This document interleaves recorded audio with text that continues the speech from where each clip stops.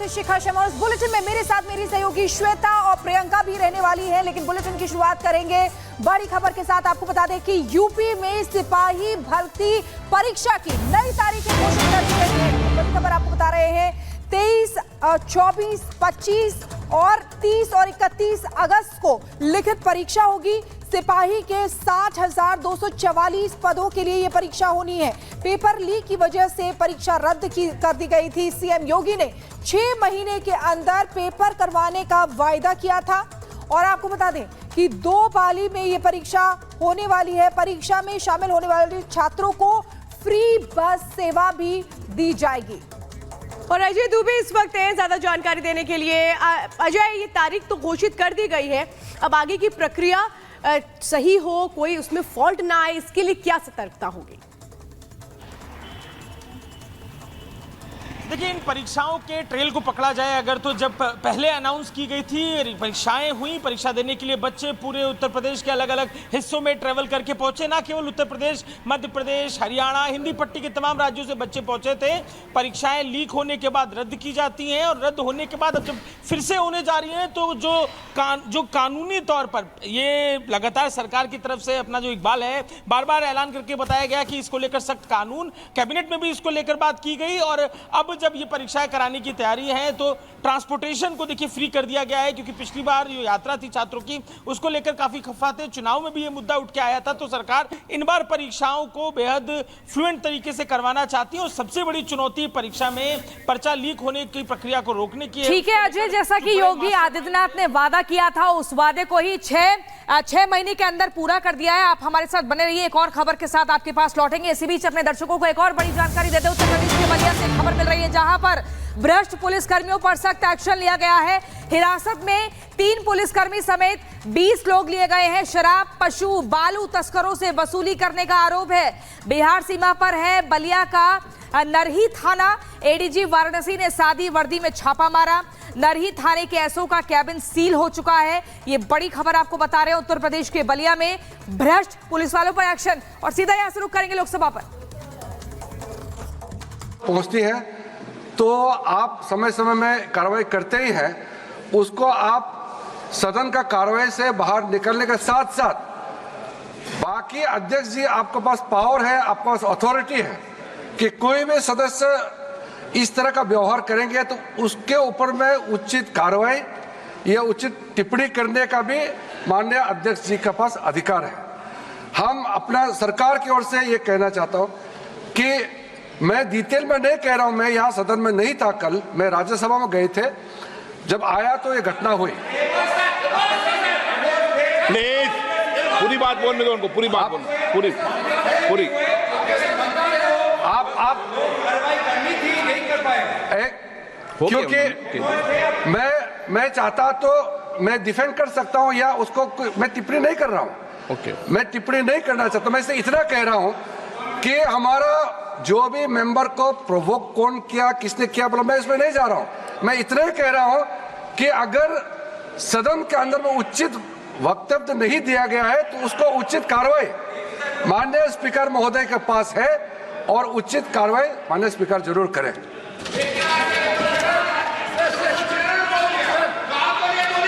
Next question number 41 Pradeep Kumar Panigrahi. No, yes, मेरी ruling सुनो, एक सुनो मेरी रूलिंग, अब रूलिंग दे रहा हूं मैं, बैठो। Question number 41। बैठिए बैठिए बैठिए, पहले इनको तो बिठाओ। 31 ब्लड प्रेशर आ रहा है।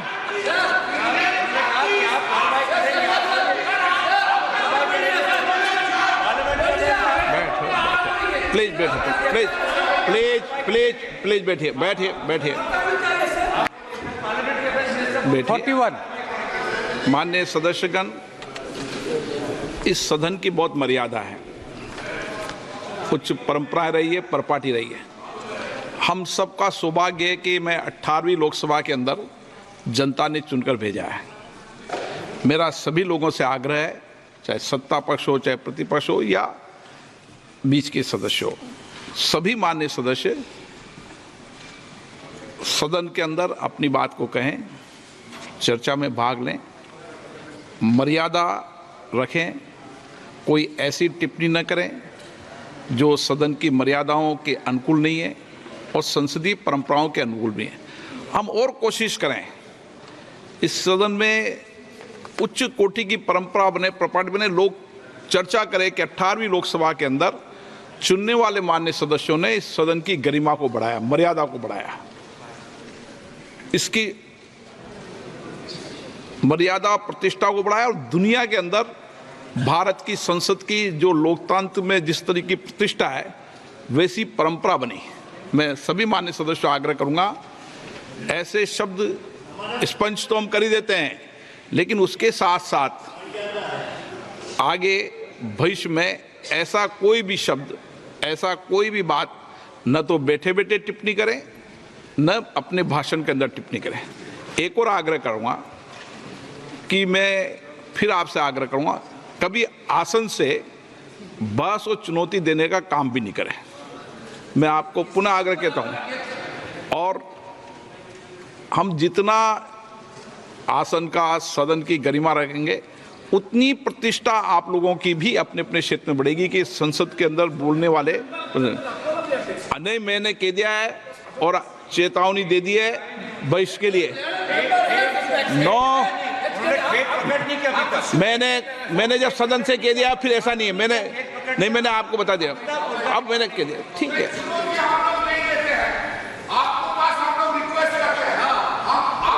ओके ओके ठीक। Okay, question number 41 Shri Pradeep Kumar Panigrahi. 41 question number 41 माननीय मंत्री जी। Speaker sir, a statement is laid on the table. माननीय सदस्य। Supplementary question, sir. The Honorable Speaker, sir, will the Minister elucidate the House regarding what measure will the government implement to ensure the transparency, accountability and equity in the carbon trading schemes, particularly in the verification process of carbon credit, while preventing abuses like under-reporting emissions and greenwashing, and how can blockchain technology will be leveraged to enhance tracking and verification, all while fostering participation across all sectors in aligning with India's broader environmental goal. Speaker sir, जहाँ तक इस mechanism के implementation का राशि आपको कब प्राप्त हुई थी विभाग को, और जितना अभी आपने वितरण किया है उसमें कितने दिन लगे हैं, और इसके वितरण में और कितने दिन लगेंगे, जबकि आपका इसी प्रकार की स्थिति सिवान NH 227A की है, इसी प्रकार की स्थिति कटिहार का NH 131A का है। इस प्रकार से दर्जनों NH की सड़कें भू अर्जन पदाधिकारियों के सुस्ती के कारण फंसे हुए हैं। और महोदय पूरा की मैं पूछ लिया हूं महोदय, मैं पूरा पूछ लिया हूं। बैठिए माननीय मंत्री। अध्यक्ष महोदय, मैंने अपने उत्तर में स्पष्ट किया है कि 40,82,45,422 रुपया तो कुल जो है इनका पश्चिम चंपारण NS 727 के लिए आया था, लेकिन उसमें सरकारी भूमि का रैयतीकरण अस्वीकृत होने के कारण 23 करोड़ 67 लाख रुपया ये सरकारी भूमि का पैसा था। मात्र 17 करोड़ रुपया ही जो है भूस्वामी को भुगतान करना था, और इस 17 करोड़ रुपया में हमने 4 करोड़ 81 लाख 41,019 रुपया भुगतान कर दिया है। और जो पैसा अभी भुगतान नहीं हुआ है, जो चिंता माननीय सदस्य का है कि अभी तक ये भुगतान क्यों नहीं किया गया, मेरी भी जानकारी में ये बात आई कि इस भुगतान में इतना समय नहीं लगना चाहिए था। इसलिए हमने जिला पदाधिकारी को एक पत्र निर्गत किया है कि आप स्पष्ट कीजिए कि इस भुगतान में इतना देरी क्यों हो रहा है, और उसकी प्रतिलिपि। बड़ी खबर आपको बता दें, विपक्ष पर संसदीय कार्य मंत्री किरेन रिजिजू का हमला। उन्होंने कहा कि कल देश चाहता था बजट पर सार्थक चर्चा, विपक्ष ने बजट सत्र की गरिमा को गिराया है, विपक्ष ने जनादेश का अपमान किया है। उन्होंने ये भी कहा कि विपक्ष ने प्रधानमंत्री को गाली देने का काम भी किया है। आइए सुनते हैं। ऐतिहासिक तीसरी टर्म का पहला बजट पेश होने के बाद देश ये देखना चाहते हैं कि बजट पे चर्चा अच्छी तरह से हो, सार्थक हो, ये सब चाहते हैं। कल अपोजिशन पार्टी के कुछ मेंबर, खास करके कुछ दल के नेताओं ने जिस तरीके से बजट के समय में टिप्पणी की और जैसे भाषण दिया, मैं उसको सबसे पहले तो खंडन करना चाहता हूं कि बजट सेशन का गरिमा को नीचे गिरा करके इन्होंने सदन का अपमान भी किया है। दो चीज़ें विपक्ष के लोगों ने किया है कल। पहला तो देश का जनादेश, जनता का जनादेश को अपमान किया है और प्रधानमंत्री जी को गाली देने का काम विपक्ष के लोगों ने किया है।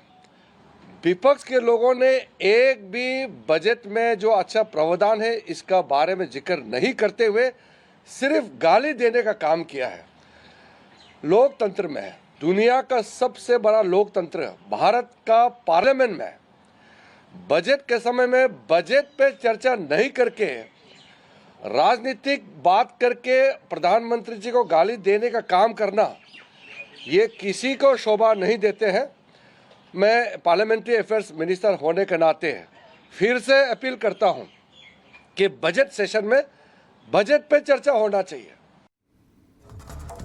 तो किरण रिजिजू को सुन रहे थे आप। इधर आपको बता दें कि मकर द्वार को भी अवरुद्ध करने की शिकायत हुई है। कई सांसद स्पीकर के पास गए थे। गठबंधन की जो नेता है वो वहां पर उन्होंने प्रदर्शन किया था, मकर द्वार को अवरुद्ध कर प्रदर्शन किया था और इसी को लेकर शिकायत की गई है। मकर द्वार को आखिर अवरुद्ध क्यों किया गया? कई सांसदों ने स्पीकर से इसको लेकर शिकायत की है। कलिंदी सांसदों ने इस प्रदर्शन किया था और मकर द्वार को अवरुद्ध कर दिया था। देखिए किस तरीके से कल बजट सत्र पर चर्चा होनी थी, लेकिन ये हो हंगामा, हो हल्ला, ये प्रदर्शन जो है इंडी गठबंधन के सांसदों की तरफ से किया गया था। तख्तियां हाथ में लेकर बैठ गए, बल्कि मकर द्वार को भी अवरुद्ध कर दिया, जिसके बाद अब कई सांसदों ने स्पीकर से शिकायत की है कि आखिर मकर द्वार को अवरुद्ध क्यों किया गया।